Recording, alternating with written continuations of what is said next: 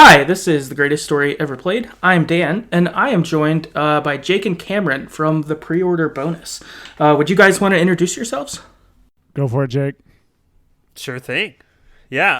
So we are a duo. Our podcast, thank you, Dan, for the introduction and having us, of course. It's a pre-order bonus podcast.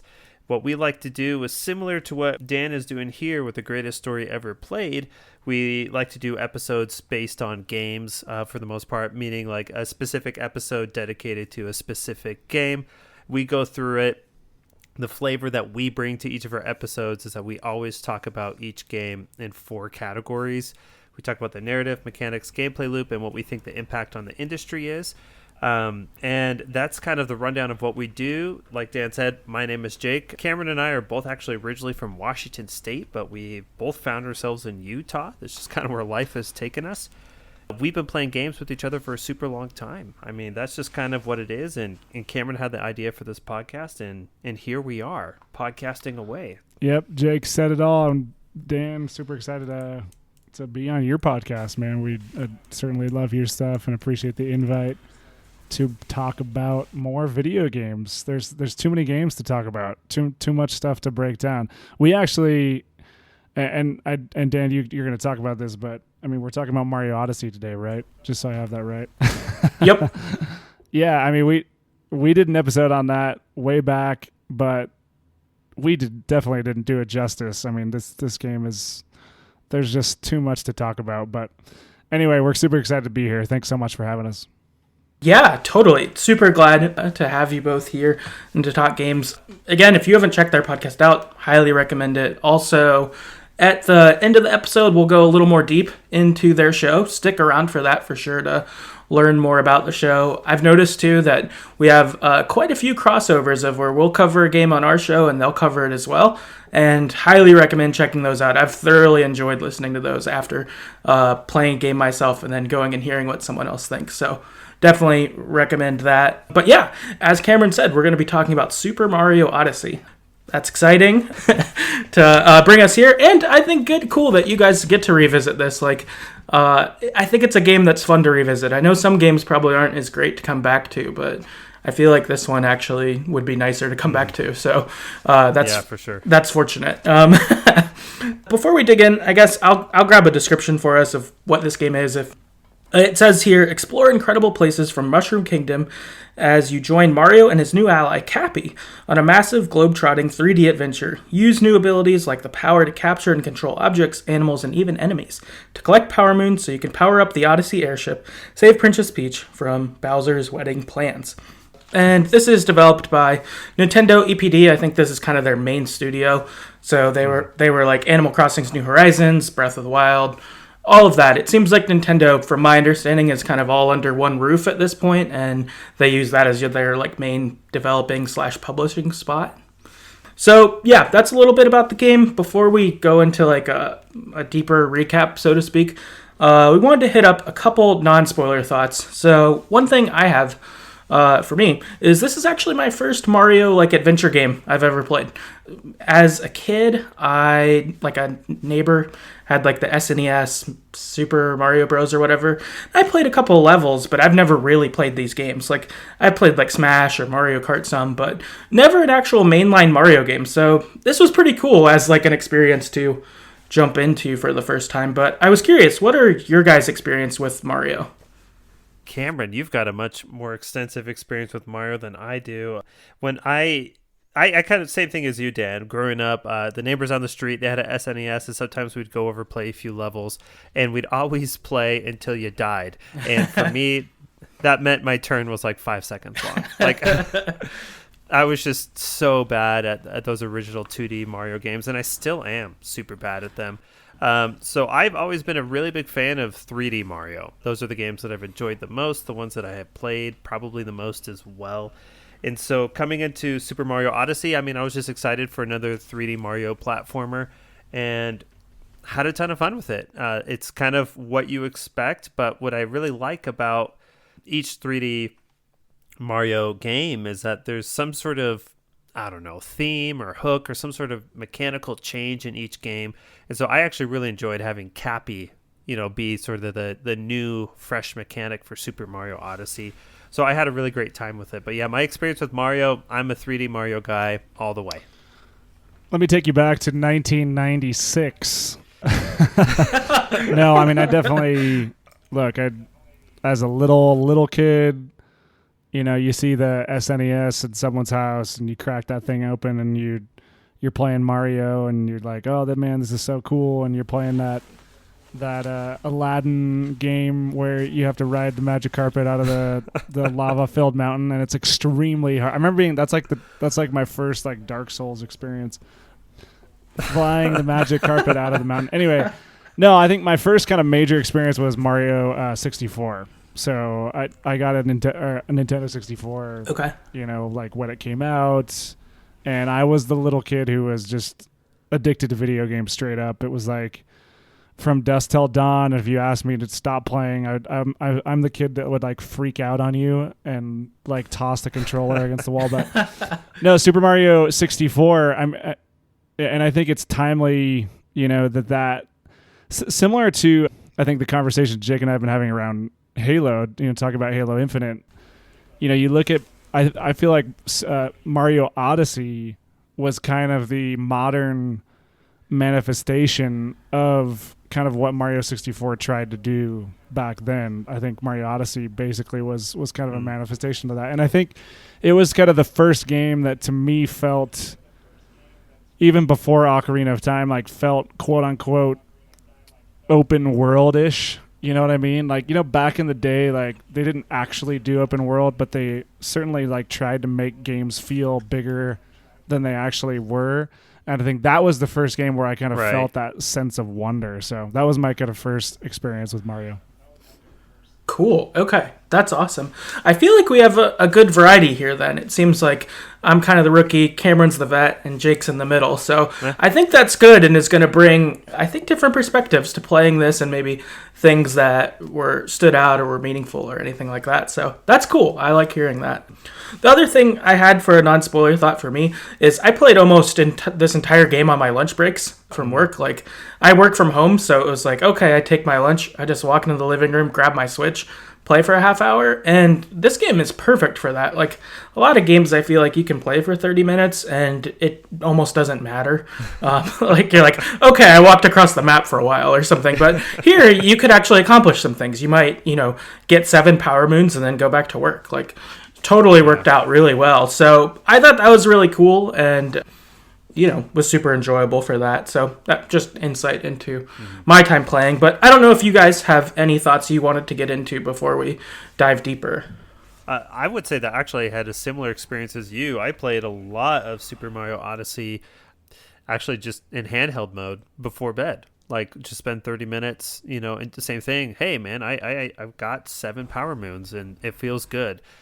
So that's something that I really loved about this game. I guess my last non-spoiler thought is this. It's like, it might not feel like a massive game, but it's a very, like, compact, condensed game. Like, there's a lot going on in a little space.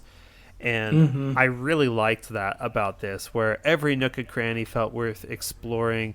There were different things to collect, different things to do. I liked how you could use coins to get outfits. Just some of those fun little side tidbit things I think made it really enjoyable. I'm with you, Dan. Like, I felt like there was 0 time wasted at all playing this game. It was just adrenaline action the whole way through. No, I echo the same thing as Jake. I mean, I think, like I said, I kind of felt the same way about this game as I did about Mario 64 the first time I played it. And it's just, sort of this sense of wonder. I think this is probably, to me, one of Nintendo's most creative games, like, to date. Just the whole concept of, tossing the hat and transforming to pretty much anything on the entire game, which is kind of insane when you stop and think about the scope of that. And making all that work and then tying that into, but like that whole concept that the game is built around is just, man, it's one of the most fun, just like pure video gamey games that I've ever played, that it just kind of tosses out. I think the beauty of it is it doesn't really need to do anything like from a kind of structured standpoint, it can basically just do whatever it wants. And I think that's the beauty of Mario. It's just this weird, wacky, kind of crazy thing that exists to kind of just do whatever it wants and be a video game that kind of lives on its own. It doesn't have to like tell, it doesn't have to deliver some kind of interesting message. It doesn't have to like, dramatically alter your life, and it doesn't have to have any like, certain hooks to it. It just kind of is fun. And I think that's what I most enjoyed about this. Yeah. Yeah, no, that's true. And I think you're right. All the, I don't know, innovations, I guess, that Cappy brings to each level, like, and I imagine designing this was fun for them. Like, playing it is fun, but I bet coming up with like, oh, if we make a bad guy like this, they could be used in the level like this. Like, I bet that was really fun to think about, because it was fun learning, like, as you played. So I bet making it was probably pretty cool. Cool. No, that's great. Okay, so now I guess from here on, we'll dive into spoilers. So if you don't want to know how a Mario game goes, you should head off. But I would definitely play this. I'd really recommend it. I had a lot of fun. But one question I wanted to ask, because really the game is set up in that you basically go kingdom to kingdom, kind of going through battles and all of that stuff. But because there's so many kingdoms, we probably have our favorites. So I was curious, did any kingdoms, were they your favorite? Are they like the level you like to go back to or anything like that? New Donk City, 100% all the way. I'm a massive New Donk City fan. Yep. I freaking love that area. And the sequence when you're doing the level where you are running up the skyscraper while the like jazzy Mario, this crazy like jazz Mario tune that that they produced the crap out of for just no apparent reason, but it's this amazing like Mario jazz song. That's the best sequence in the game. I love that area, and that sequence is just chef's kiss. It's so good.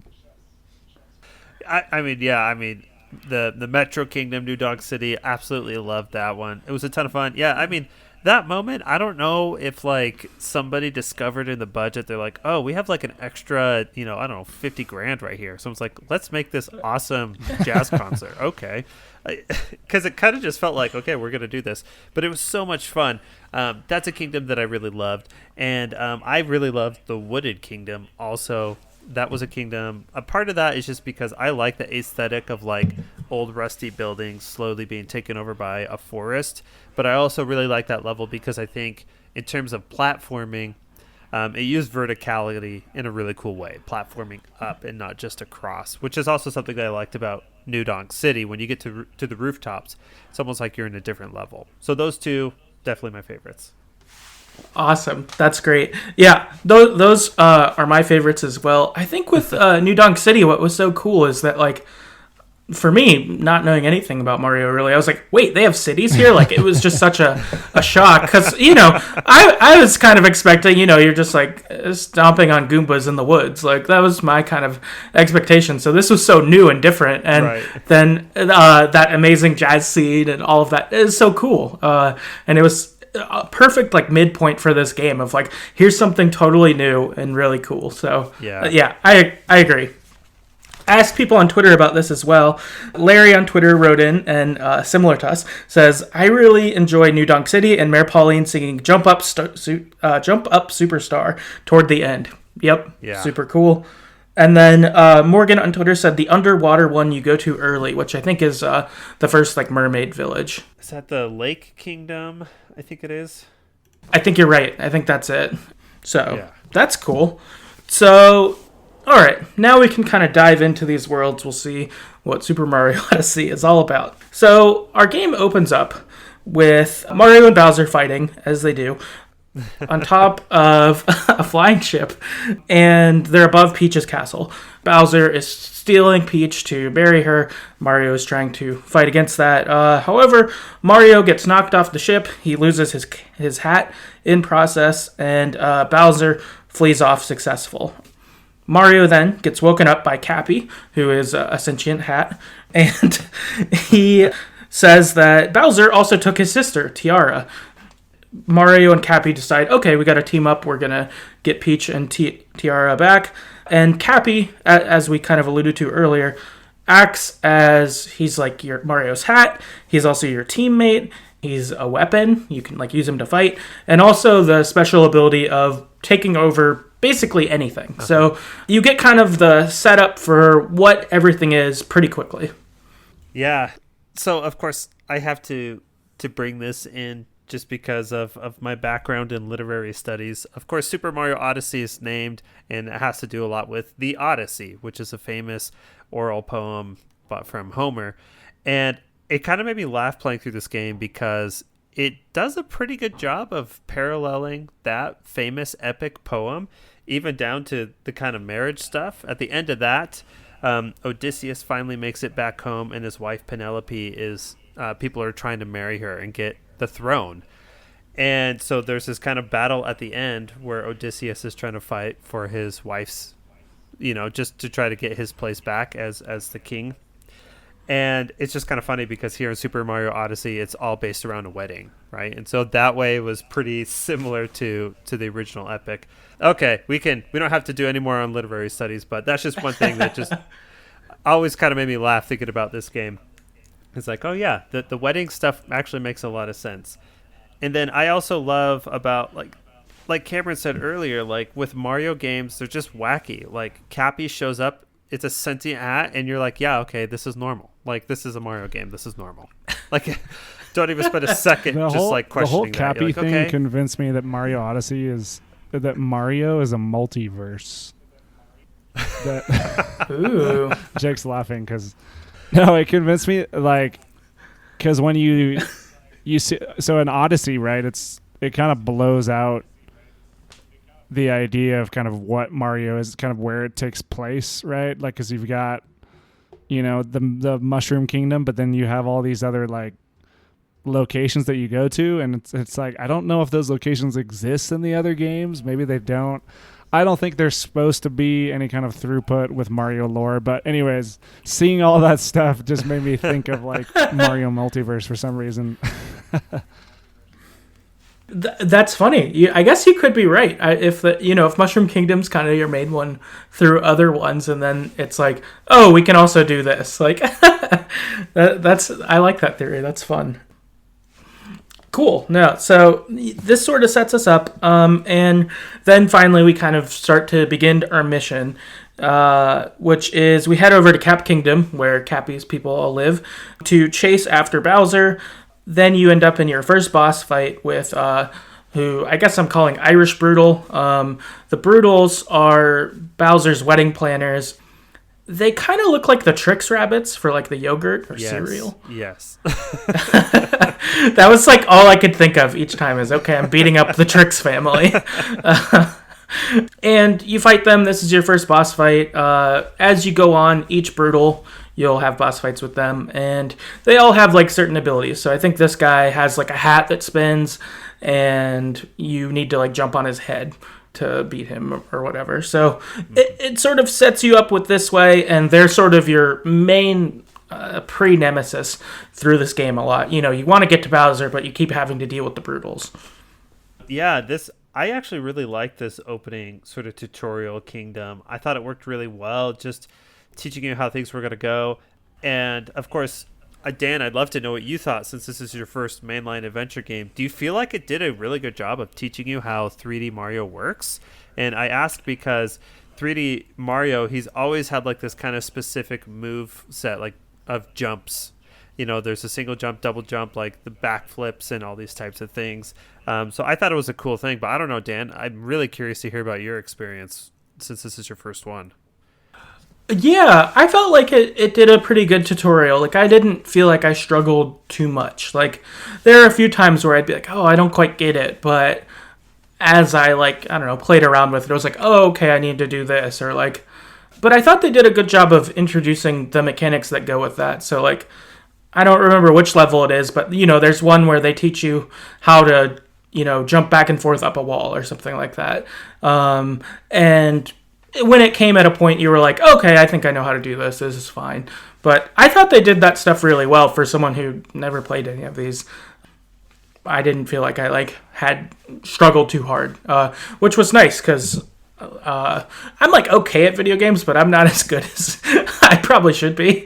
And so that was nice that I didn't feel like I had major struggles ever. I had struggles at points, but it was totally fine. That's cool.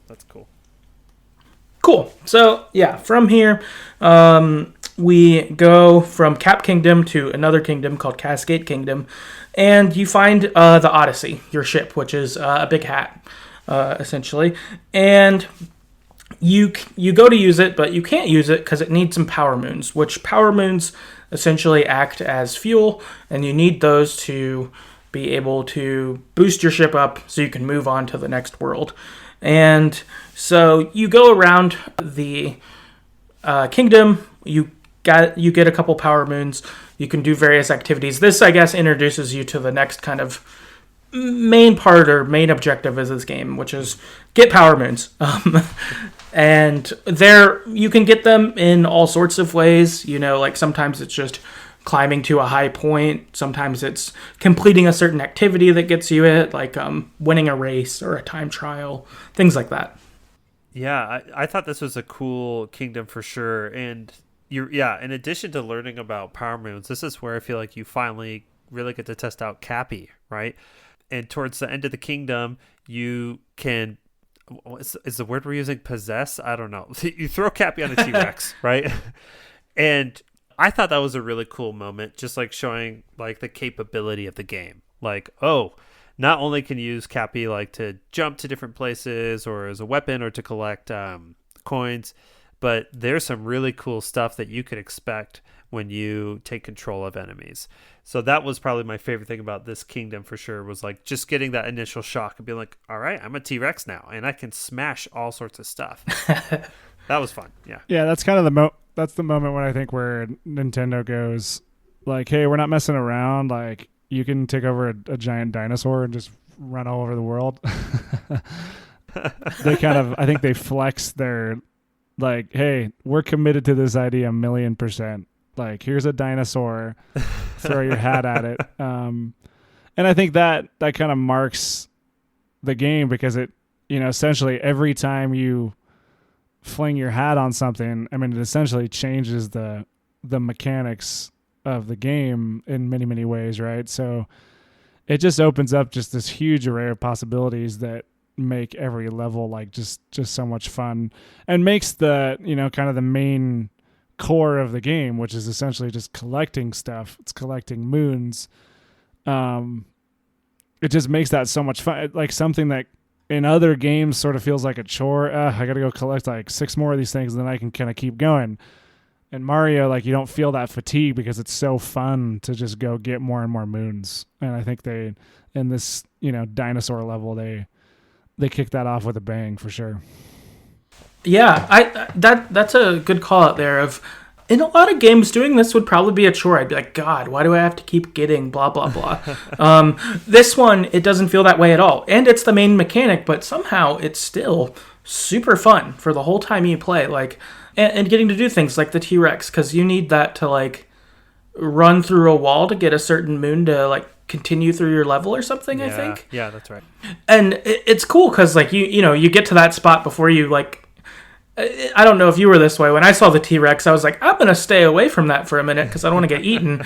And then I got to a spot and I was like, okay, I think I need the T-Rex. I'm going to go check that out. And then I did, and I was like, oh my gosh, I'm a T-Rex. This is so fun. But, it really brings you that, like, I don't know, joy of discovery, or like, okay, I have a problem. I know it's there. I know I have these, I don't know, items in my toolkit, or, the things around me. Okay, how am I supposed to manipulate this to keep going or whatever? And it's like, oh, they so nailed this part of the game, like this mechanic that just carries you through everything.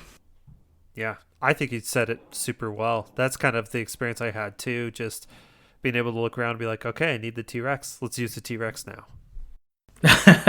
Yeah. Also, I didn't know T-Rexes were in Mario, so again, I was like, wow, Mario has way more than I knew. This is so fun. So in this particular branch of the multiverse, right, Cameron? I mean, in all seriousness, like, I don't think there's I think there might be like a dinosaur boss maybe in Super Mario 64, maybe. But I don't think so. And so the fact that they bring it here, you're like, oh, okay, this is a little bit of a different Mario game, and I really like what they're doing. And I think that's, yeah, it's just the whole dinosaur thing is just crazy because it really, like I said, I mean, it just sets that tone in such a crazy way. So it's cool. It's dinosaurs and Mario. Mario can do whatever it wants. That's the beauty of Mario, right? Yes. Oh yeah. That I feel like that's like what I very much so felt playing this is they can do whatever they want. I'm interested. Like they're nailing it. Yeah. That you wrap this kingdom up with another boss fight against another brutal, and a new thing does happen where you get a multi-moon, which is 3 moons put together. So it kind of shows you that your boss fights will be rewarded more, I guess, as you go. And also, you don't learn this specifically in this kingdom, but each kingdom has a certain amount of moons it wants you to get to be able to leave. I don't know, usually around 10 or 12. Some are a little more, some are a little less. But it sets that stage, and each kingdom probably has, I don't know, 30 or 50 moons. There's a lot. And some of them are easy to find and are obvious, and other ones are a little more hidden. And so it really encourages you to dig around and be like, oh, could I like go under this maybe? Could I go through it? Is there blah, blah, blah? Like they really, I don't know, provide a lot of opportunities to get moons. So from here, we move on to the Sand Kingdom. And the Sand Kingdom is bigger than the previous ones. This is something you find out too from here, is some worlds are pretty small and you might only need, a couple moons to leave. Other ones are bigger. They have more to explore, more to do, all of that. So this is our first kind of bigger one. And I think this is the first time this comes up in this level. But you end up having a like 2D activity where you like walk to a wall, and to me it felt like it was like SNES hieroglyphics almost on the wall. And you like have a tunnel and you like go into it, and then you pop out on the other side and you're inside the SNES hieroglyphics, so to speak, and you play through a little bit of a level in there and could get a moon, which I thought was really cool. Like, I don't have like the nostalgia like some for those old games. Like I like it, I guess, from playing at a neighbor's house, but like I don't have that full there, but I felt it playing it. I was like, oh, this is so cool. What an awesome change. Like, it was so fun to play it in these like small doses throughout the game. Yeah, I'm with you. I really enjoyed that section and that kind of sense of discovery too. Like, you run into the hieroglyphics. I like how you put that. I think that's a good way of saying it. That was a lot of fun. This kingdom's so much bigger, a lot more going on. I was surprised because you kind of start out just outside of like this little town, this little community. And I got surprised when I realized that you don't have to necessarily go in a straight line. Like, this is much more of a zone feel. And you could just kind of keep going and going in a lot of different directions and finding stuff and figuring it out. So I actually looked it up. And this kingdom, the Sand Kingdom, has a total, it says total 89 power moons. Whoa. In this one alone. And I didn't find nearly that many. Isn't there 600 or is it 900 total in the game? I'm pretty sure it's 900. Wow. Yeah, because when you get to the end of the game, and I know we're getting there, but when you get to the end, like, you beat it with sort of a limited set of moon, like just enough moons to get to the end, and then they're like, oh, hey, by the way, there's this whole like end game now. You've only gotten 1/4 of all the moons in the game. Now go get all the moons. and you're basically like, oh, all right, well, let's go do it again. That's true. They do. And well, I guess we'll talk further about it, but when you get there, you end up getting kind of revealed where all of them are, and you're like, wow, there were so many I didn't even know about. Yeah. Like, when you go back to each world, it feels new again because you're like, oh, I totally missed all of these things. And I guess even when it reveals them, they don't tell you exactly where it is. You still have to find it. You just know you're in the right area, which is cool. Like, that's super cool. So I guess also this introduces you on our desert planet. Is Bowser stole like a binding band as a wedding ring here, and this kind of continues the theme through the worlds we go through from here to where Bowser like steals an item that's used for the wedding. So you kind of have to like help save the kingdom. You fight a boss, and then you kind of move on. So again, it sort of is Bowser was there right before you. You just miss him. He leaves a Brutal behind to fight you. You have to try to help the town a little bit, get your power moons, and then continue your chase. In this one, you end up getting 2 fights. You get a fight with a Brutal, and then also you actually go under the desert and you fight Knuckletuck. I think it's the big stone head, right? And you fight it. So this is your first like non-Brutal boss fight. Yeah, this is a classic Nintendo head and hands boss, right? It's just like just a head and hands, and I feel like there's just this type of boss in so many different Nintendo games. This was, I think when you get to the part in this kingdom where you actually go underground and you like go under, it's I think an upside down pyramid, right? I was surprised and like, wow, these levels have a ton of depth to them. Right, you're really not just trying to run from one end to the other, and that there are different sub areas. And then, like you said, like learning that you missed a ton of moons on your initial playthrough, going back and just realizing like how densely packed these levels really are. So I loved going down there. I think going down there, there's a section where you use Cappy to take control of a bullet bill, and that for me, that happens earlier in the level, but for whatever reason I always associate this feeling with when you're underground. It was just like a really fun way of kind of switching up what the game was. Instead of just platforming, it suddenly you're just like, those classic arcade games, you're a spaceship and you have to navigate through a bunch of things. I don't know, I like that kind of switch up here, and I remember that most with this kingdom, the Sand Kingdom. Is this the only boss? It's definitely not the only boss, but I feel like a lot of the other bosses you only fight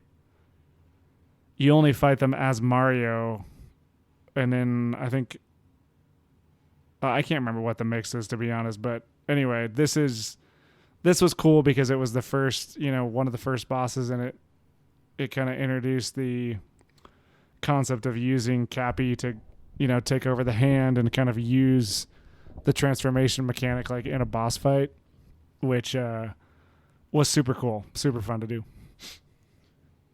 Yeah. Oh, totally. Yeah, that was a cool change.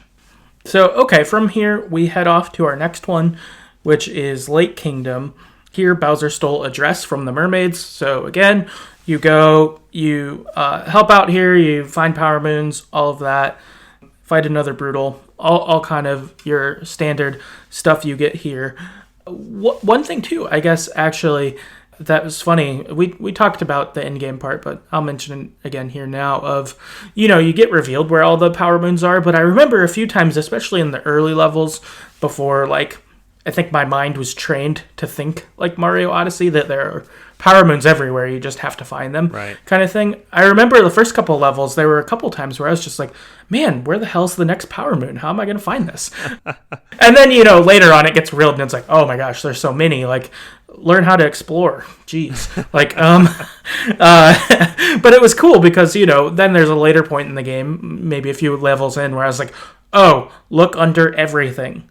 If you're not sure, there's a power moon. Like, you did a level and you got a power moon at the end of it, but wait, there might be another one hidden somewhere else. Like, go backtrack, like, all of that. And I thought that was really fun, that it trained me how to think, to look for power moons as it went on, which I thought was pretty cool. Yeah, I think the Lake Kingdom, at this point in the game, you could choose to go to one of 2 kingdoms. So I actually came back to the Lake Kingdom later in the game. And I feel like this is one of the kingdoms that I really had to think, okay, what have I learned from this game? Where is a power moon going to be? I feel like they weren't super obvious. But that's the thing, though, about this game that's super fun and surprising, is that as soon as you go off the beaten path in one direction, it might take you to like 3 power moons, just because you're looking at a slightly different area. So I remember feeling that a lot with this one in particular. And I was afraid of doing a water level because I'm so bad at water levels. And I remember coming back to this and be like, oh, this isn't so bad. Like swimming isn't so bad. It's not super punishing. It's just a different way that this kingdom is going to work. They should get rid of all water levels in every game. No. So what's funny is I think Mario Odyssey actually gets around that because of the capping mechanic. So this water world, you can become a fish, and so instead of having to like go super slow and like crappily through an area, which for example like Metroid Dread, like the worst parts of that game are the stupid underwater sections, which nobody wanted. But what you can, in this game, you can just flick your cap at a fish and then you literally become a fish, and it just changes the whole dynamic. So it's another brilliant kind of design. Again, just an example of how Mario can just do whatever it wants, and just a cool world. Not my favorite world for sure, but I think that little piece was kind of the shining thing for me. I agree. I was nervous too about it being a water level and feeling similarly of like, am I going to like this? And then when a water level shows up later, because of the experience on this one, I was more eager to be in the one that shows up later, because I was like, okay, the water wasn't so bad. You can do these things like to make it better, like being a fish or whatever. So I agree. From here also, then you end up getting to go to the Wooded Kingdom. Here, this one is bigger, so I think Jake had mentioned you could go to Lake Kingdom or Wooded one. The Wooded one is kind of the bigger one. You have 2 boss fights here. You can fight a Brutal. Also, there's like this giant robot flower that's, I think, picking all the flowers, and so it's messing up the woodlands, and so you need to destroy this robot so it doesn't ruin the woodlands by taking all the flowers. Which, again, was a different kind of boss, because really, I think, to me at least, the Brutals are more similar than different when you fight them. Like, they each have different mechanics, but really the main thing is, like, you need to jump on their head when they're vulnerable. But, this robot flower is pretty different to fight, so I thought that was a cool thing in this kingdom. I also liked in this kingdom, not boss fights, but I think this is the one where you take over like the centipedes that extend, and I thought that was cool of like, oh, okay, I just need to like do this to like make my way across these like tiny rocks over lava or water or whatever it was over. Yeah, I'm with you. I thought there was a lot of cool things going on here. Like I mentioned earlier, I really like this kingdom because if it's the aesthetic but also the verticality, there's a lot of going up in this game, or in this kingdom, which I thought was just a fun, quite a little change of pace, right? Instead of swimming, instead of just kind of platforming across, you're going up. And so yeah, this was a really fun one. You also can take control of an enemy and like act like a tank, right? And so right. knocking down walls and stuff like that. Yeah, this was a great one. I think you're right, Dan. I really agree. I hadn't thought about this, but you said, the Brutals really are a lot more similar than they are different. And what I do appreciate about things like the Wooded Kingdom is that you do have these like other secondary or like non-brutal bosses, right? So the Brutals, we get it. They're part of the main story. You're going to have to battle them. They might be similar, but there are other types of bosses too that are going to make you play the game a little more differently. I'd forgotten about the tank. I'm glad you mentioned that. That was super cool. I was like, again, same thing. There are tanks in Mario. Again, there aren't rules here. That's really the thing that like I feel like is the theme of this game, but in the best way possible. Sometimes not having rules makes things bad. Instead, this way it just amplifies it and makes it more fun. Like when I got to be a tank and blow holes in walls to keep going, I was like sad that I couldn't just be a tank the rest of the way. Like right. just like when you have to give up the T-Rex, I would have been the T-Rex for way longer. Like it was so fun. Yeah, they really really let you enjoy it and want it once you're gone. It's super fun in here. And also, I think in this one, is this where you take you can fly, right? There's it's not a dragon, but like a lizard of some sort that you like can glide with, right? That's at the top on this level, if I'm remembering right. Oh man, I am not remembering that, but I think you're right. Maybe it's not this level. Maybe it's a later one. But I think one of the early ones, you're able to like glide over the kingdom and like try to go to spots you couldn't like platform your way to. Yeah, that's probably right. I remember that in a later kingdom, but I don't know. I just enjoyed the tanks so much, and that's what I'm thinking about. No, that's great. Wooded Kingdom, awesome. Next, we kind of move towards our not quite midpoint, but close to midpoint. You get to Cloud Kingdom. You're only here pretty briefly, but you have a boss fight with Bowser. And you have a moment where it's looking like Mario could win, but, we're not deep enough in the game, so Mario's not winning. He gets flung off. And also Bowser, shoots the Odyssey out of the sky, and it crash lands. You thought you were going to win, but you don't. And so Mario and Cappy are stuck in a kingdom called the Lost Kingdom, and they've got to repair the Odyssey after being shot out of the sky. And so they have to collect more Power Moons here because the Odyssey's been pretty damaged. In this one, you actually have to collect 25 Power Moons. So I think up until this point, it's been like 10 or 12. It hasn't been so bad. But this one, you're like, okay, I have to really dig around here. I have to work at it and spend more time here to make sure that I get the Power Moons I need kind of thing, which was, I think, worked pretty well as like a slowdown point for your game of, okay, if you've been blazing through before this, like now you've really got to slow down and think about things. Yes, I definitely felt the same way. I think for part of this level, though, this was probably the only time in the game where I felt like, just like, oh man, the game was never like a slog, so I don't want to use that word, but I think you're right, like that there's a pretty drastic change of pacing when I hit this level, and for me it was a little jarring. I think that's the best way of wording it. It was a little jarring that the pacing was a little slower here. You definitely had to be a little more methodical about how you're going to get the Power Moons, mainly because like the kingdom is created like islands, right? And so you have to be really careful about how you're jumping to different platforms, and you just have to be a little smarter about how you're doing things.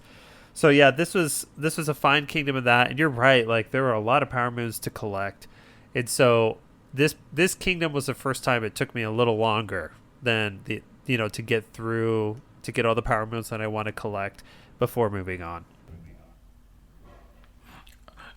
Yeah, I felt this one differently. As I think we both talked about, we played this in small chunks. So for me, this was several lunch breaks instead of like some of the kingdoms before this. It was like, oh, one lunch break, cool. I'm done with this one because it was so fast. This one instead, I was like, oh, I'm here all week almost. It felt like that. So it slowed it down in a way that was it was different for sure. Also, you have a boss fight with a giant bird, so pretty different than what we've dealt with so far. Yeah. I actually loved. We're talking about. Sorry, I got lost a little bit. We're talking about the Luncheon Kingdom, right? No, the Lost Kingdom. The Lost Kingdom. That's right. Sorry, I'll wait for my comment. I have a comment on the Luncheon. Okay, cool. No, I like this one as well, but I agree with Jake. It does change the pace a little bit, and it was pretty jarring. Sorry, I forgot the bird was. Anyway, keep going. Okay, cool. All right, so now we get to go to everyone's favorite kingdom, Metro Kingdom, which is great. You've got a boss battle here with a robot that's like taking all the electricity in the city, because when you get there, it's dark, right? And so then you've got to like make your way to this robot to fight it to kind of get the city like back on its feet. Yeah, this was... I kind of liked how there was a pretty dramatic change in this kingdom, right? Like you said, you come in, it's dark, it's raining, and then you have to fight this giant, I think it's like a metallic centipede that's crawling over these skyscrapers, and I think you're the tank at this point, right? You have to shoot at it. I think for me, this was like the most, or like the first really intense moment of the game. I don't know, maybe it was the atmosphere or something. I felt like, and the centipede's moving really fast, right? So I felt like there's a lot of intensity going on just with this sort of part of the kingdom. But yeah, of course, once you get through that and you open up New Donk City, which I guess is like the proper kingdom, the proper level you get to explore, it was just so much fun. And you said this earlier, Dan, it was kind of weird being like, oh, this exists in Mario's universe, and it was kind of funny seeing Mario, who we've always considered to be a normal human being, next to people who looked more like normal human beings, I guess, right? Less cartoony. It just kind of seeing that kind of made me laugh. This level, though, is home to one of my least favorite power moons, actually. I love this kingdom, but for one of the power moons, you have to kind of race this tiny remote control car into a goal. Or at least that's the mechanic. And it drove me absolutely bonkers. It was so hard for me. I don't know if you guys had this experience with New Donk City, but that one power moon, I think I ended up skipping it. I think that was the only time I raged in this game. Was I could not deal with the remote control car. I don't remember that one, but this one actually has one of my favorite power moons, which is there's a specific one where you have to dive off the top of one of the skyscrapers into a pool, like at the right angle. And I feel like it's a little bit of like a hacky jump puzzle where you have to do like that sort of weird like jump/dive thing that, you know what I mean, that you can do. It's like one of the moves that the game doesn't tell you. It's like the dive hat throw jump thing. You know what I'm talking about, Jake? Anyway. Yeah. Anyway, that one is awesome because you have to like get the jump just right and you go off a skyscraper. I freaking love New Donk City. I think it's the best level by far for me. I don't know what it was about just having that sort of like 1920s New York City vibe to it. Just was just so much fun just to kind of mess around as Mario in. I don't know. I can't really explain it, but it was just so much fun. I loved that area. Yeah, I totally love this area as well. It is funny that it's all 1920s New York City too. Everyone's like wearing trench coats and stuff. Yeah, it's pretty funny. Your other kind of main quest you get in this one is you end up finding Mayor Pauline has like a festival she wants to put on. So she has you find some band members and restart the power plant, which lets her have the festival happen. This is where our like jazz moment happens. And this festival gets put on by Mayor Pauline. She sings at it. And then you go through a like 8-bit Donkey Kong. Like, is it maybe what the first Mario was or something? And you like run through this course, but it's not really hard. It's just like celebrating you. And you finish and it's like, I guess Mario's a celebrity in this world too. New Donk City like loves him. And so you just get like this celebration moment like mid-game of like New Donk City's super about you. You know, they have this festival for you. There's a song being sung about you while you just like run through this old course. It's really cool. Yeah, it's just a super cool moment. And you said it really well. It's just like a victory lap. It's like a celebration, right? You just kind of go through the course. Isn't necessarily really difficult or anything, but it was just a cool way to celebrate Mario as a character, and I guess who Mario's been for video games and in gaming for as long as Mario has been around. It was, for me, it was like the most like breaking the fourth wall aspect of the game. Just like, yeah, this is Mario. This is it. This is who we've all learned and loved to enjoy, and here he is. And we could just enjoy this moment, right? Which I think is kind of rare sometimes in video games, where you just kind of get this moment where it's like a feel-good celebratory moment, right? And here it's, topped off with this song sung by Mayor Pauline. It was a cool thing. It was a really cool thing, and I think it's a pretty unique thing to games too.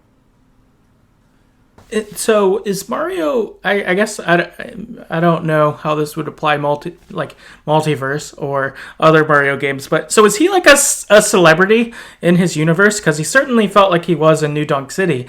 Which is funny. I guess in my head, I just had always assumed he's just like the up-and-coming hero kind of thing. But instead here, it seems like he already was, and now he's part of this again, almost. One of the mysteries of the multiverse, Dan, I think. Unexplainable, really, why this obscure version of 1920s New York seems to not only care, but honor Mario with jazz festivals. I'm not clear on why that is, but I mean, yeah, in the mainline Mario games, I kind of feel like he does kind of have this like, okay, he's just gonna save Princess Peach. He's not necessarily a hero.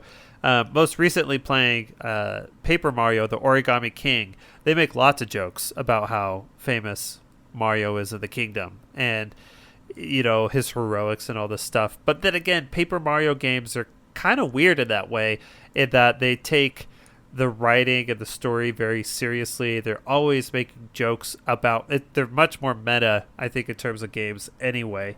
But yeah, I like thinking like Super Mario Galaxy. It's like, I don't know, maybe there's just this general understanding. People are like, oh, well, Princess Peach is in trouble. I bet Mario's going to do something about it. And like, that's it, Yeah. That's awesome. No, that's cool. I think what's fun about that is, like, I had a question. I was like, this is a little odd, but also at the other side, the bigger part of me was like, this is really cool, and I totally about this victory lap. This is so fun. I really like this. Totally awesome, like, midpoint for the game. I felt like that, like, a high moment or whatever. Like, you're like, okay, I'm super psyched to keep going. Like, I was excited going into this, but this, like, boosted that more. So, okay, we'll leave New Donk City, and we head to the Snow Kingdom. We have a boss battle again with a Brutal. The big thing here is there are, I think, seals are what they are. They're like, they look like seals to me at least, but you like bobsled race. There are clouds that try to like blow you off cliffs. The water, if you're in it too long, you'll lose life and also freeze. So they introduce some, I guess, environmental challenges that are maybe bigger than some of the ones we've seen so far. No, I was just going to say, this is just yet another example of just Mario going off the rails. Like they introduce a whole racing like sim mechanic in this kingdom. I'm pretty sure, right? The Snow Kingdom? Yeah. Yeah. Yep. And it's just like, who has time for this? This is just another great example of Nintendo's commitment to just not releasing games until they're done. And you know that they spent a long freaking time on this game, and they're just like, yeah, let's just toss in this racing thing in here. That's cool. Yeah, why not? Let's just make like a whole brand new set of characters across 18 different kingdoms. It's just crazy. The scope is just crazy. This is just a shining example of that. Yeah, this kingdom, to be honest, this kingdom for me was probably I don't know, what word am I looking for? I mean, you come into this kingdom and it's like in the middle of a snowstorm. Isn't that right? Mm-hmm. Am I remembering this correctly? And then, so it's similar to New Donk City in that you do something and then it changes kind of the environment where you're in, things clear up. And for me, this kingdom, it kind of went by in a flash for me, aside from the racing part. Whereas all the other kingdoms, like I've kind of been sharing, like I remember feeling very distinct feelings with each of them, or with some of the discovery or some of the things that were happening in them. For Snow Kingdom, it was the race, and I just kind of sucked at the race. I think I had to do it a few times. But I feel like this is kind of a classic for 3D Mario games. Whatever their snowy planet or location, or in this case, kingdom is like, they're a lot like this. Yeah, I think this one was... I think the new mechanic it brings with the racing is the main thing, but as a kingdom itself, it was fine. Not as exciting as some of the other ones around. After this, we head to Seaside Kingdom, which is kind of our Water Kingdom Part 2. But instead, I would say this Water Kingdom is actually really fun. I liked this one a bit. One of the kind of enemy types that you get introduced to is like a fish that blows out water, and you can get really tall, but also you can race across, almost like jet ski feeling. I thought that was really cool. I liked that. And also this was the first boss that gave me some questions as to how to do it. So you fight like this giant squid monster, and you need to get on its head, but it's so tall. It took me a little bit to figure out how to use these water shooting fish or whatever to get high enough to get over it. And I thought that was cool. I like this mechanic. Once I got it, I was like, oh, this is cool. But this was the first time where I ran into a boss where it's like, what am I supposed to do? What do they want from me? And yeah, that was sort of my feelings on this kingdom. What did you guys think? It was very similar to me. My experience was very similar. There was a lot about this that I really liked. It's just a great looking level, like this sort of beach, atmosphere, being able to kind of go down and under through different rock formations. It was a lot of fun to explore. And you're right. It was another water level, but at this point, like the Lake Kingdom was fine. But coming in here, this is like a fun water level, dare I say it. Where just exploring was really great. And yeah, the boss, man, this was the first boss that really was tripping me up too, for sure. And yeah, once you kind of figure out the mechanic and you figure out what the game is expecting of you, it became really fun. But yeah, this is the first time I stopped and scratched my head. This is another one that had just like tons and tons of power moons. And so I remember just finding so many scattered all over the place. And I remember thinking, like, I was spending so much time in the water, I wonder if there are a lot of power moons on the beach. And sure enough, I was like, yeah, this was a whole other area that doesn't look very big necessarily, but there's so many cool things hidden just on the beach and at the cliffside filled with power moons as well. So this one I think was super fun to explore. Absolutely. I feel like it's kind of comparable to like the second half of the game's desert almost, like you said, how it's so big that you're like, oh, there's way more power moons here than I would have known on the surface. Like if I go underwater for a while and keep digging, I'll find stuff. If I go on the surface, if I try to go up the beach, I'll find stuff. So yeah, totally agree. All right. Cool. Yeah, so that's Seaside Kingdom. We move on from there to Luncheon Kingdom, which is a pretty different looking kingdom because everything's really bright than compared to other ones. Like, there's food's being made. There's a lot of food that's around. And so there's like a lot of pink and yellow and stuff like that, which I think just made it feel really different than the things we've seen so far. And I thought navigating this was pretty interesting. What was your guys' experiences here? This kingdom threw me off. I mean, I learned it honestly when I actually think about Super Mario Odyssey, like in retrospect. And I was telling Dan, we were chatting before we started, just kind of thinking about this game and getting back into the mindset. I've been watching a lot of speed runs, and this is just a level that is actually, I think, just like really well designed and really cool, and it's very memorable, and it is also incredibly weird. Like like the themes, like up until this point, all have to do with like different locations, but like here you're just kind of like in a weird, I don't know, you can't even call it a kitchen. I don't know, it's just such a weird level, but that's not a bad thing, right? Like it has this weird color palette, but there's a lot of cool and interesting things going on, but it made for a cool level design. So this is one that I had a lot of fun in, for sure. This one, I feel like I was here for a few play sessions because there are a lot of power moons that you need to get to move on. But yeah, this is another one where just the exploration turned into a really fun game in and of itself, where like halfway through a cliff wall, you might see, oh wait, there's a place to explore. And so in this one, there's also environmental hazards, and so you have to skirt pretty close to those to get to some power moons as well.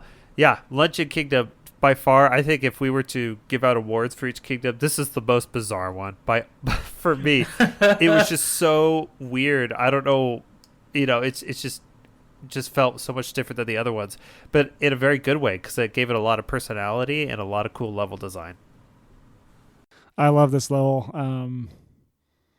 It's just, you can't say enough about the creativity. You're going along and they've got all these cool worlds, and then they have freaking, like, the whole level's like a big bowl of soup or something. You don't even know.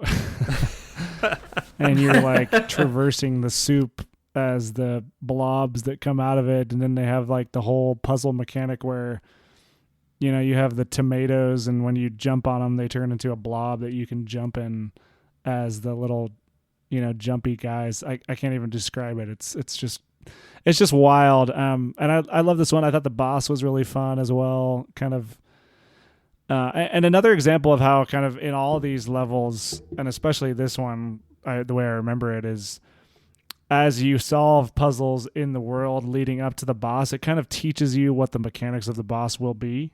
And so it's just brilliant level design, because when you get to the boss, you kind of know exactly what to do without the game really telling you, because you've had to do it to solve several of the puzzles to get the moons. And I think this area in particular was a great example of that.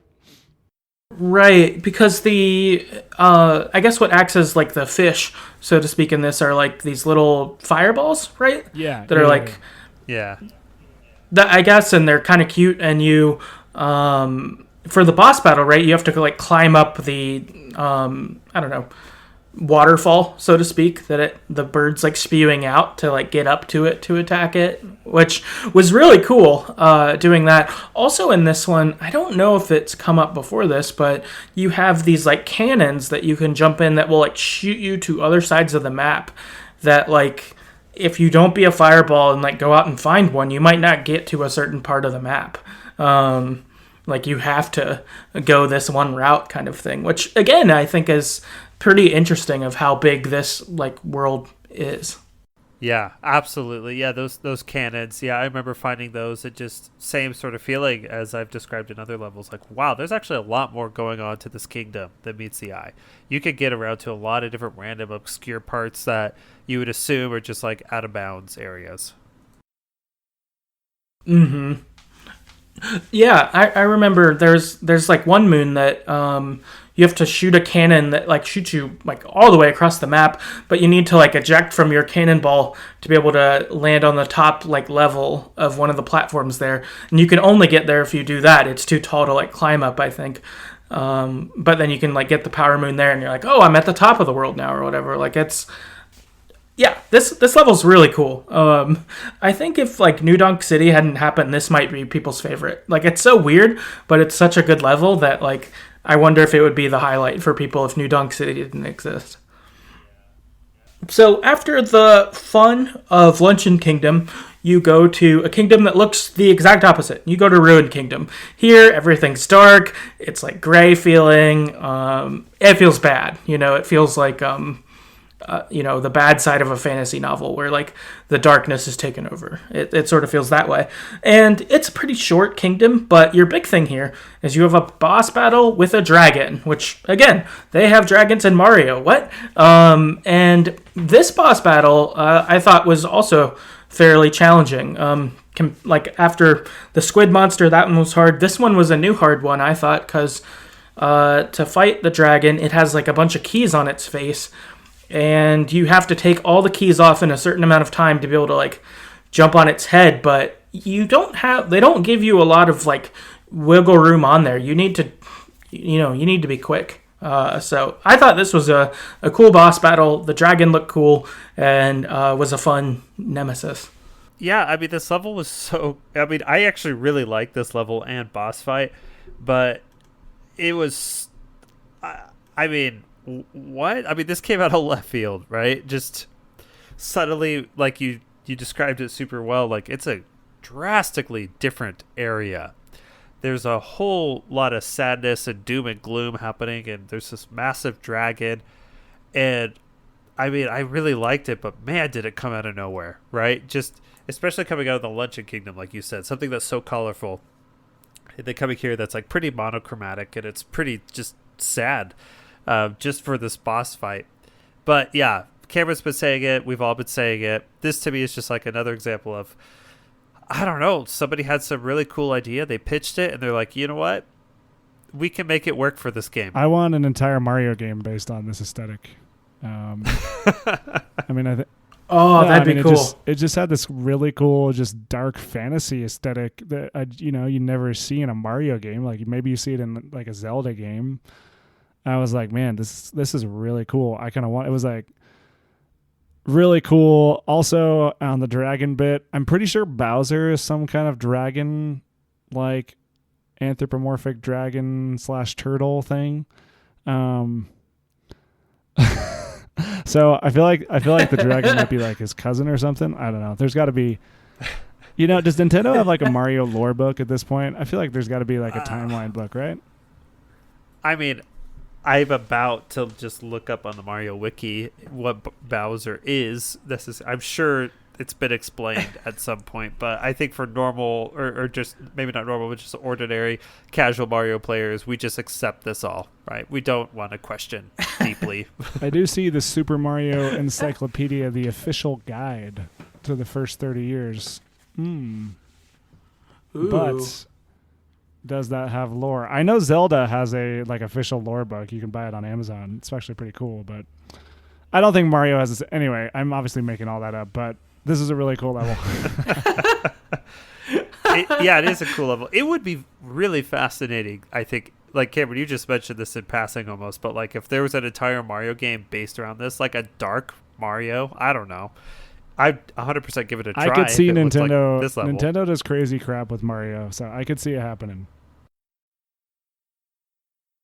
Yeah, and I think that strengthens your multiverse idea anyway, is that, like, I feel like they can do whatever they want with Mario, because if it sucks and people don't like it, they're like, well, I mean, that was, like, over there. That's not, like, real Mario, like, I feel like that they have the freedom that they can just kind of be like, oh, that doesn't really count. Don't worry about that thing. This is the thing. Like, which, I don't know. I would totally be into that, a dark Mario, where, like, not that they have to make it, like, R-rated or something, but if it was a little grittier feeling, like, that would be cool. I would be into that. Yeah.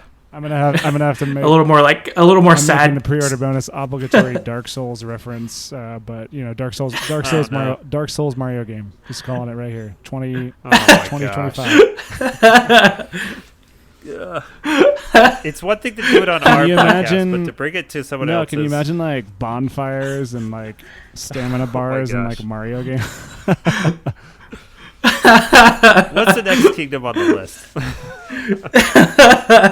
Our next kingdom is we make it to Bowser's Kingdom. And here you really bring out all the stops. You end up having 2 different boss fights with Broodals. You end up fighting a boss fight of like a giant robot, like Transformers-esque Broodals, where all 4 of them are in it and they're parts of it, and you have to like knock the machine over to like blow up the hatch for one Broodal, and then you have to fight the boss in a different way to get it to fall another way to get it out. So there's really just a lot of boss fights, I feel like, in this one. And also Bowser's Fort's pretty cool. It's like to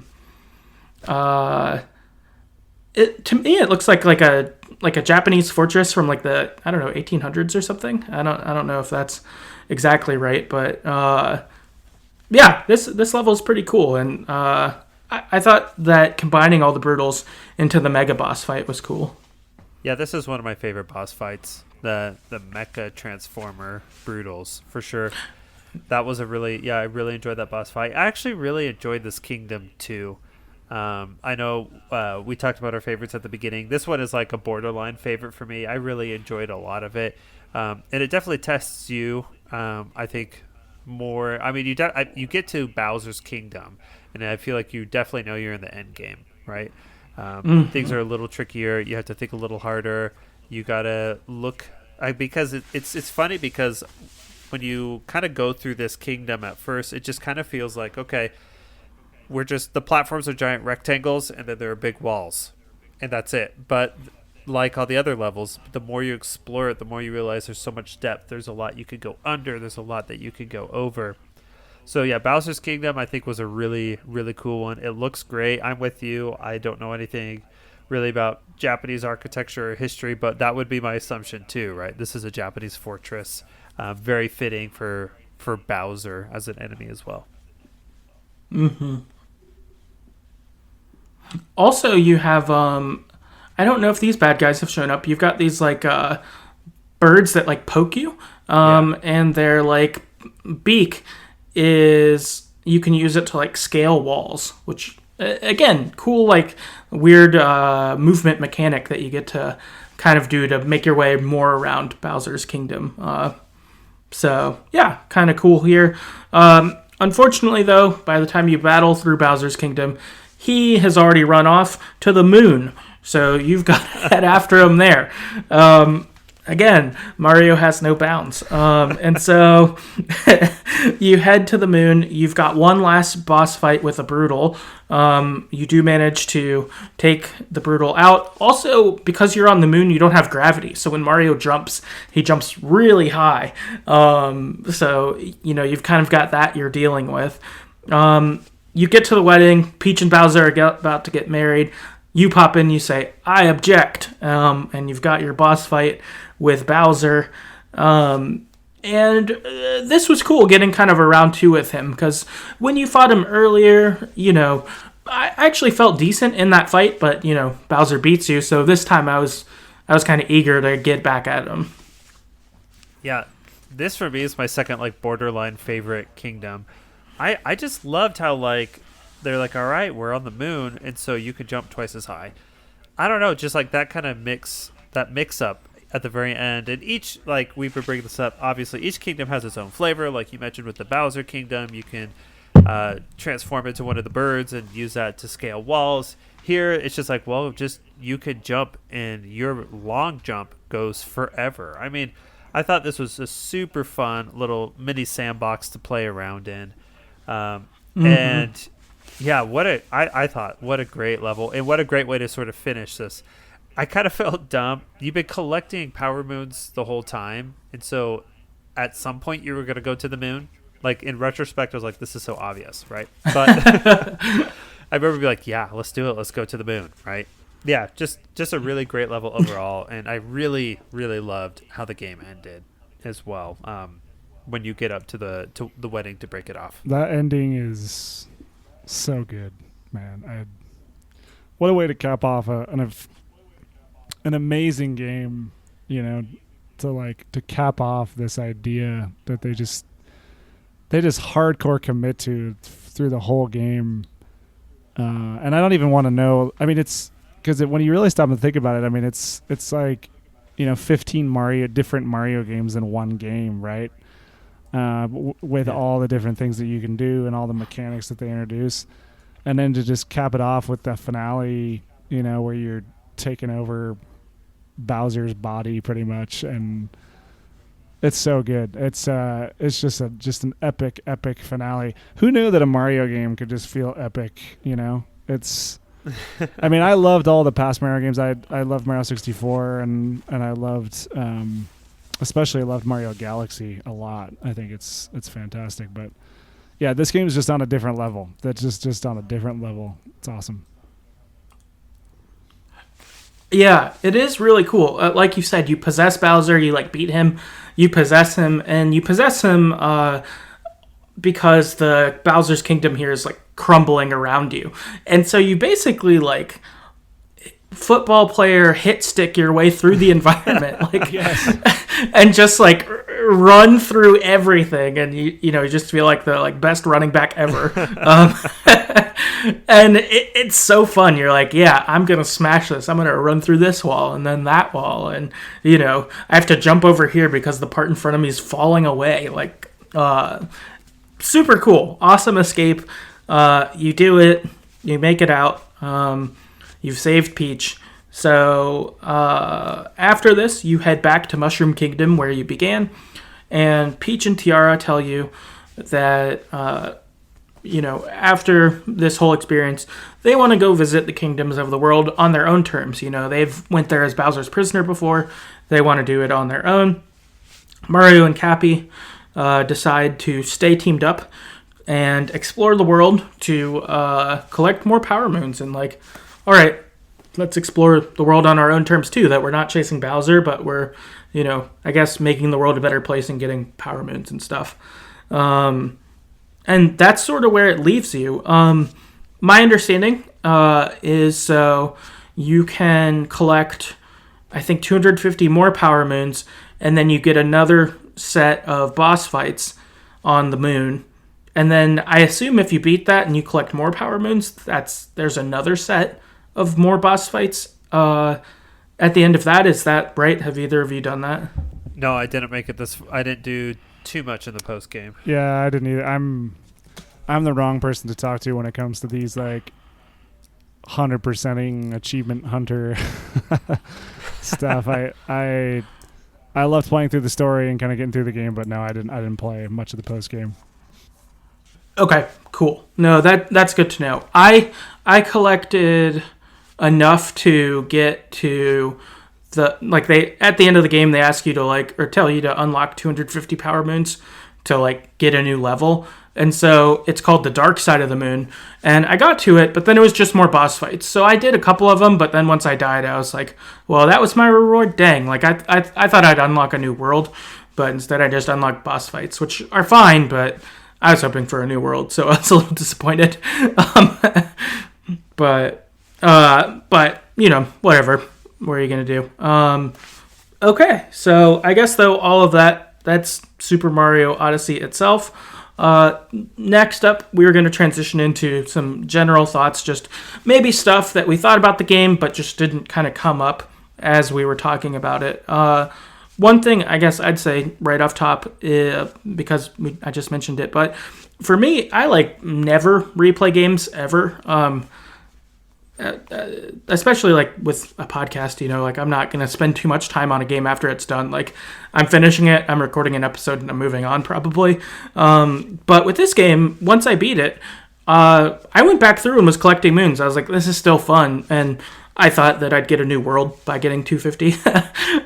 So I just went back through, not all of the levels, but I went to a lot of them. And, you go to the next level, there's this big silver metal thing, and you hit it, and it reveals where all the power moons on that level are, and then you can try to go get them.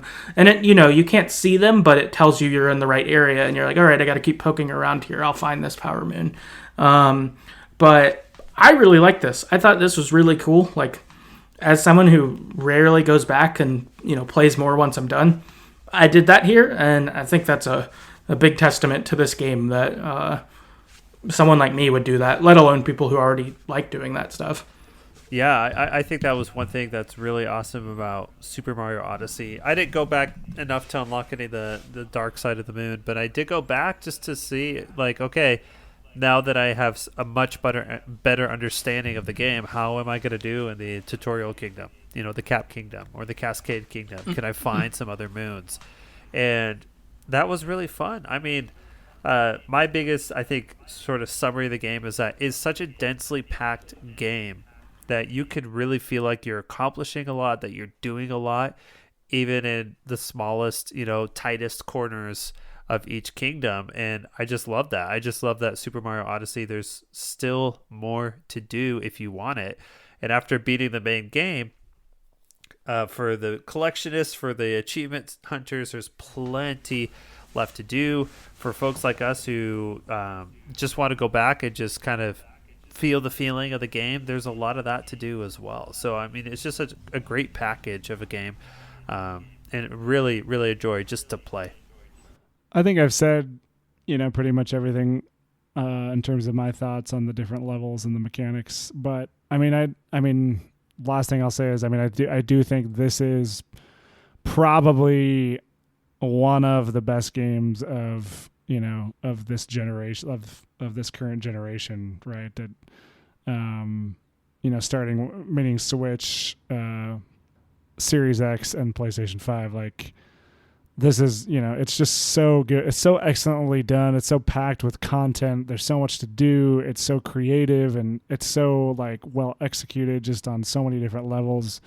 I mean, I would see it probably in the top 5, maybe even the top 3 of this current generation. So a great choice, Dan, to talk about on this joint episode. I think this is one of the best out there, and just a joy to play. Just so fun to play. If you haven't played this, man, this is one of the funnest video games of the last maybe decade.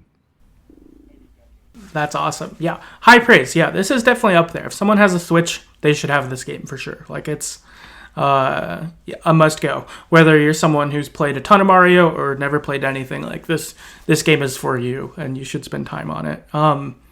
My last thing, which I guess isn't about this game, but I want a Super Mario Odyssey 2. I would totally play more of this, more adventures with Mario and Cappy. I'm all for it. I think they set something great up here, and I would play more. Or, even just a new 3D Mario game.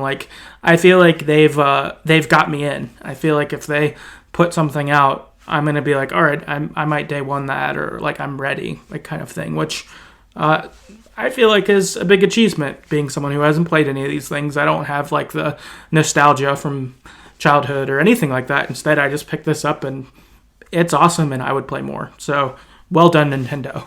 Yeah, I wonder where is this sequel? I don't know. I mean, this game was such a hit and it's so much fun.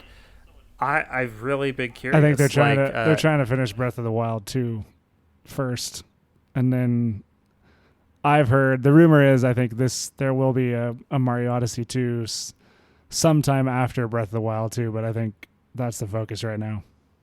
So 2027 is. I don't know if it's that far out, but you got to think in terms of like Nintendo's got to have one big hitter every year. So, you hope they deliver Breath of the Wild 2 next year, and then the year after, we kind of have no idea where they're at, right? You could easily see another Odyssey, another Odyssey or Mario, mainline Mario game coming after that. So, yeah, that's true. But just kind of to tag along with what you said, Dan, as well, there's something about Super Mario Odyssey, that I really loved. The next time they do announce a Super Mario Odyssey 2, I'm there, right? And this isn't even about the Mario franchise, but there's a new Kirby game coming out next year, Kirby and the Forgotten Land, which is, I think, Kirby's first ever 3D game. And believe it or not, like going back this past week and watching a lot of content on Super Mario Odyssey has made me think it actually get me excited about this 3D Kirby game, because just looking back at the trailer, I just kind of wonder to what extent it's going to play similarly. Obviously, there's no Cappy, but Kirby's known for being able to absorb the powers of others, and so it's kind of strange. But this is just Super Mario Odyssey, and thinking about it a lot this last week has got me really excited for this Kirby game. Just kind of a random thought, but yeah, I'm excited for more for 3D platformers from Nintendo. That's cool. I hadn't thought about that when they announced Kirby.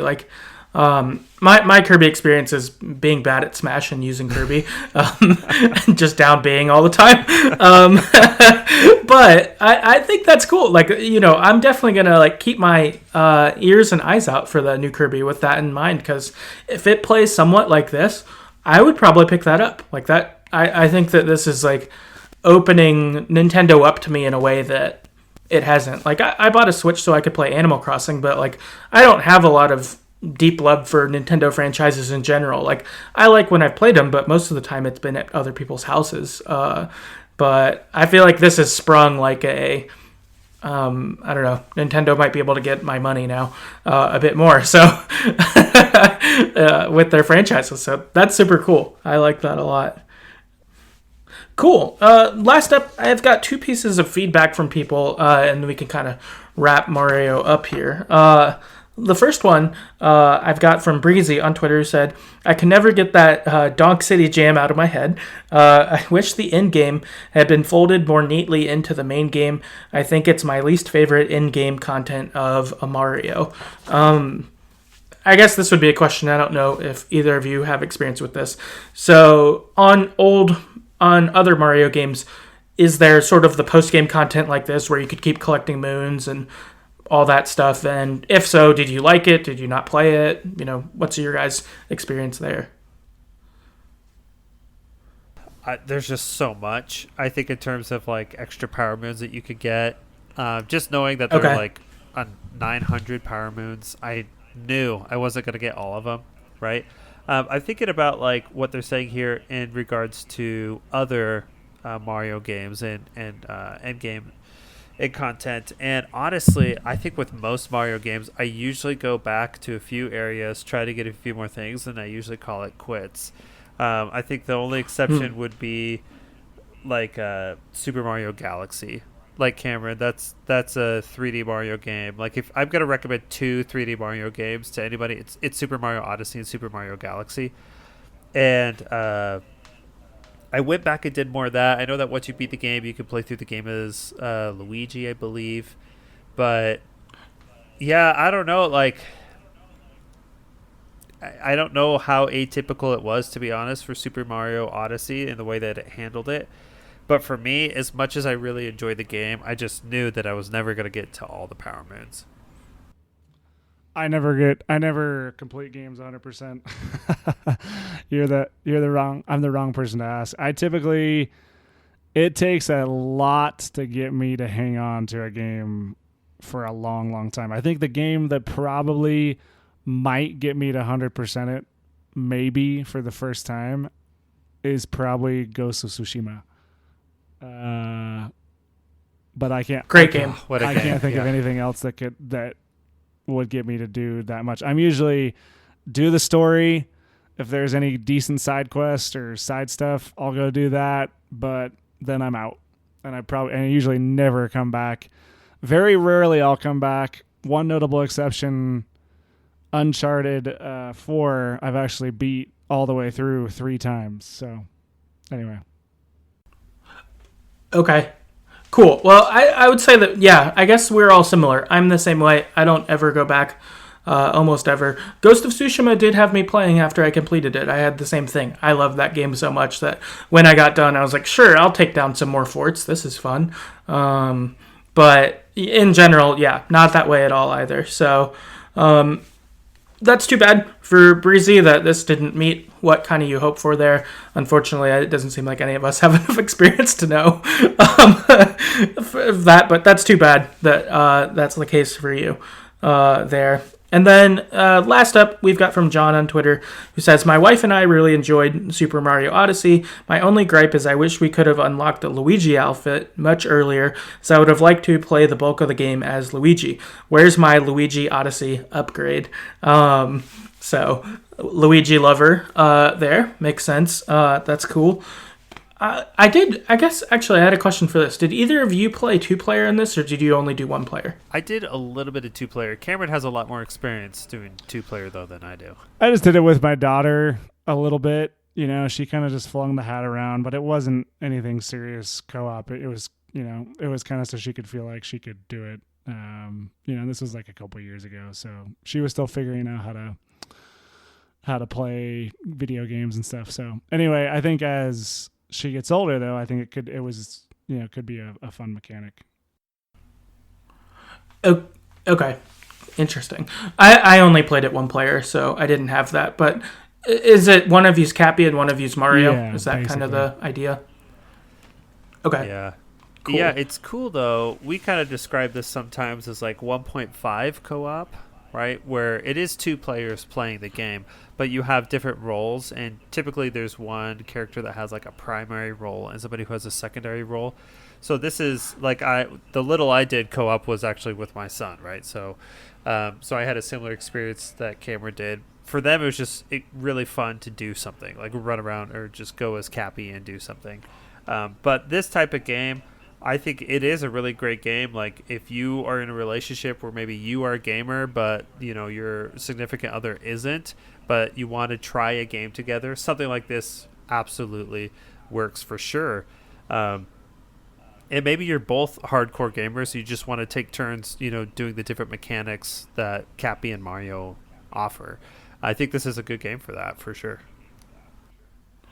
Ah, that's cool. It seemed like, too, when I played, like, it would be like resume 2-player. So it seems like you could go in and out that way, too, if you wanted to, like, oh, we'll play together. Okay, I'll just watch you play. You can watch me play. Like, you could just trade it around like that as you wish, which is cool. And, I don't know, good that that's offered. Cool. Okay. That's all I have about Super Mario Odyssey. Do either of you two have anything before we move on to kind of our next section? That's all I got. Yeah, that's all I got. I mean, great game. Can't wait for the next game that's like this. And if that's Kirby, then that's Kirby. If that's Super Mario Odyssey 2, that's Super Mario Odyssey 2. Perfect. Yeah, me too. Great game. Go play it. All right, so that's Super Mario Odyssey. From here, we wanted to wrap up just learning a little bit more about the pre-order bonus podcast. There we go. And just, hear more about your guys' show, things like that. So I guess first up, if someone doesn't know anything about your podcast, what is it? Tell people about it. Yeah, I think, Jake said at the very beginning, but we're two average Joes, two dads who work in wildly different professions who really, really like video games and play probably way too many of them. And we came up with this idea, probably 2 years ago now, Jake? Yeah, about 2 years ago. About 2 years ago. Whenever we would get together as friends, we would end up kind of riff-raffing about video games and just kind of talking about them in probably much too deep and nerdy of a way that anyone else ever would. And so we figured, you know what? If we're already doing this anyways when we get together, why not turn it into a podcast? I bet people will want to have nerdy conversations about the games they like. And it turns out we were kind of right. We've had a couple years ago we started. We're coming up on our 100th episode. We have about 11, 12 more episodes to go. We'll be at episode 100. And what we do is basically every week ish, we take a video game that's either newer or that just came out that we both played, or something from our backlog that we were able to sync up and play. Both of us play at least, a solid chunk of it. And then we'll break it down. And as Jake mentioned, we'll do that by analyzing and kind of examining the narrative, the mechanics, the gameplay loop, and then the impact on the industry. And we'll kind of do that for every game. So yeah, that's the pre-order bonus. We're on podcast platforms everywhere. We got a Discord channel.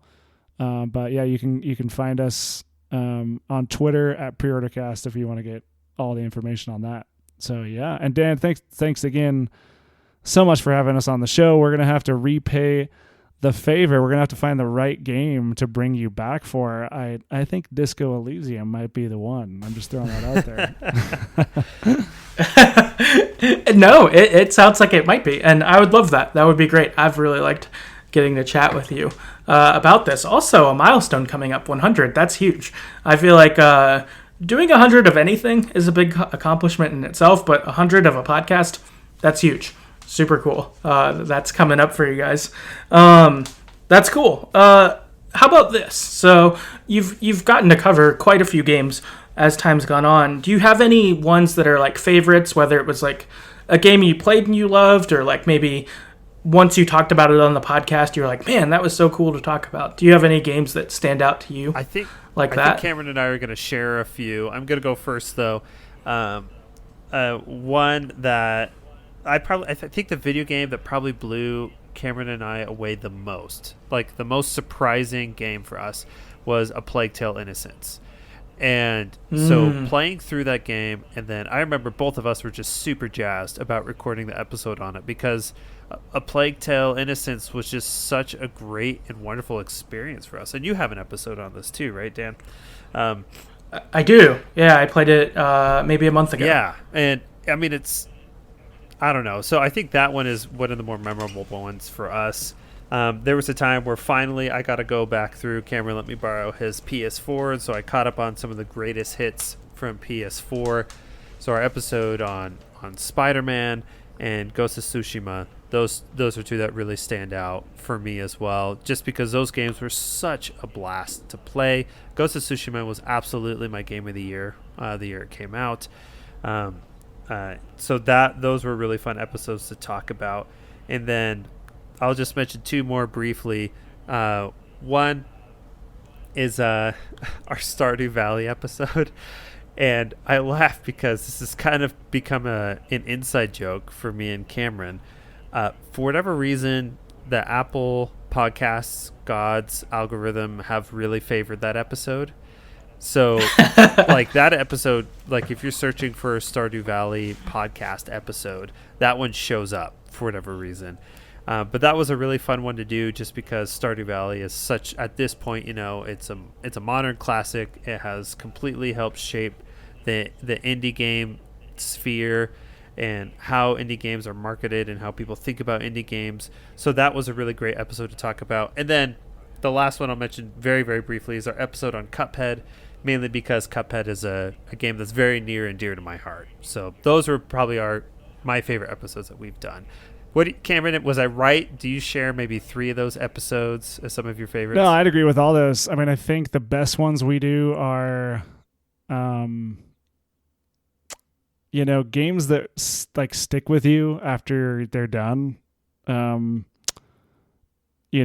typically those are ones that have a narrative that really says something. And I think those are the most kind of fun ones to do and the fun ones to break down, or things that do, really interesting and or controversial things from a mechanical or like a gameplay loop perspective. So yeah, I'd agree with all those for sure, Jake. And our Stardew Valley episode is by far our most popular episode.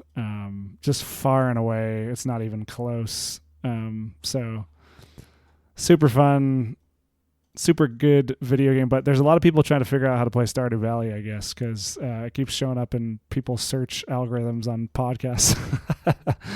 So yeah, that's one of our oldest episodes. I feel like it's pretty old, and the game's been out forever now. I mean, it's still getting updates, but yeah, I was just looking. Our Stardew Valley has almost 1,000 downloads, so that's definitely our most. And we just recently hit 10,000 total, Jake. So anyway. Nice. Yeah, that's awesome. It's funny how one episode will latch on like that. For ours, it's the first Last of Us, which it makes sense. That makes because of that game. But it's like, I don't know, probably twice as much as the next episode below it, like number 2 or whatever. Like people just. It must be like that on Apple, where it's just like, if you look that up, they'll find it. Yeah. But it's funny. But Stardew is a great one to have for that. A lot of people like that. I feel like that was a huge game in general, but especially in quarantine. I feel like that, that's, perfect to just grab on your Switch and just, relax a bit and take care of your town and all that. So that's awesome. Those are great recommendations. I've listened to Ghost of Tsushima, Spider-Man, and Plague Tale. Since I'd played all of those, I went back and heard what you guys thought, and those games are all fantastic. Definitely go check those out for sure. I don't know if you guys have anything you want to tease, but do you have anything coming up in the future that you're excited about or looking forward to that people should watch out for? Go ahead, Jake. I was going to say the biggest thing that we probably have going on is Cameron and I, for the past few weeks, have been working towards our Game of the Year episode. And I really, really love the way that we do our Game of the Year episode. So as we've mentioned several times now in each of our episodes where we talk about a specific game, we break them down into 4 different categories. And just one last time, that's narrative, mechanics, gameplay, loop, impact on the industry. So for our Game of the Year episode, we pick what we think would be the best game in each of those categories, and then we talk about our overall Game of the Year, and we'll throw in some honorable mentions, and we'll discuss that as well. So absolutely, I would say be on the lookout for that episode. We are recording that this month. This is, we're recording this podcast in December 2021. So it's coming out very soon. And then it should be no surprise, but Disco Elysium is one that Cameron has absolutely loved. I'm getting to that game. It's like on the top of my list of games to play. And so I'm really excited to see what's got Cameron so buzzed about this game. That's awesome. No, that's great. I'm definitely eager to hear what you guys thought too. What's the best narrative? What's the best gameplay? All of that. That's cool. Cool. I guess last up is where can people find you online? All that. Probably best place is Twitter to get your information. Follow us at PreorderCast. But I mean, the easiest thing you can do is just subscribe. On podcast platforms, if you want to follow the episodes that we're doing. But Twitter for sure, that's the best place to shoot us a DM or comment or kind of see what we're talking about. We'll post all the episodes that we're doing there. So Twitter for sure. Yeah, I'm on our Twitter way too much, so that's where I'm always saying things, retweeting things. At PreorderCast, like Cameron mentioned, you can hop into our Discord. We're having lots of conversations right now in the Discord about a few different things. One of the things that we like to do for our show is we have periodic episodes where we interview game developers. So indie game developers, we call that our Game Maker series, and we have a few of those people in our chat as well in Discord, and it's awesome hearing their perspective on things as well. Yeah. But yeah, I would say Twitter and Discord is where you find us. And of course, on all major podcasting platforms, like Cameron said, please give our episodes a try. Find a game that you really like that we've covered. Listen to it. Give us some feedback. And we'd love to hear from you. Yeah, awesome. And also, I'll put all those links in the show notes too. So, yeah. And please go check their show out. It's really cool. I think you could find a game you most certainly would enjoy. So, yeah, I guess all in all, thank you so much for coming on. This was a blast. Getting to talk about Mario with you too. Yeah, really glad we got to do this. Yeah, thank you so much. It's been such a good time. And like Cameron said, we'll have you on our show sometime soon. We'll just have to find a game that works for all three of us. Yeah, that sounds fantastic. I'd love that. Yeah, last, if people want to get in contact with us, we're on Twitter at StoryEverPod. Our website's TheGreatestStoryEverPlayed.com. There you have a backlog of all of our episodes that you can look at there. Also, we're on wherever you get podcasts, so you can check us out there. We've got a Patreon at patreon.com/TheGreatestStoryEverPlayed. For there, as little as $1 per month, that can give you access to monthly bonus episodes we do. So things like our favorite Pokemon or our favorite games from childhood or, things like that. So if that interests you, check that out. And yeah, that's our episode, and we'll see you next time.